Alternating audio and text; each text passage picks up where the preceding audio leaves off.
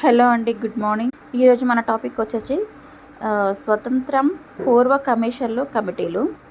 స్వతంత్రం రాకముందు మనకి ఏమంటే ఎడ్యుకేషన్ మీద కమిటీస్ వేశారో అవి మనకు అకాడమీ బుక్లో ఏమేమి ఉన్నాయో ఇప్పుడు మనం చూద్దాము. Macaulay minutes of education 1854, Woods dispatch 1854, Indian education committee 1882 to 1883, Hunter commission 1882, భారతీయ విశ్వవిద్యాలయ కమిషన్ 1902, హార్టాంగ్ కమిటీ 1929, భారత ప్రభుత్వ చట్టం 1935, జాకీర్ హుస్సేన్ కమిటీ 1988, సార్జాంట్ రిపోర్ట్ 1944. పై కమిటీల కమిషన్లు స్వాతంత్రానికి పూర్వం ఏర్పాటు చేయబడినవి. మనకు స్వతంత్రం వచ్చిన తర్వాత అన్ని రంగాల్లో మార్పు వచ్చినట్లే విద్యారంగంలోనూ మార్పులు వచ్చాయి. మన రాజ్యాంగంలోని విద్యా విషయంలో కొన్ని నిబంధనలు చేర్చడం అనేది జరిగిందండి. దీనిలో భాగంగా ఈ కింది కమిటీలను ఏర్పరచడం జరిగింది.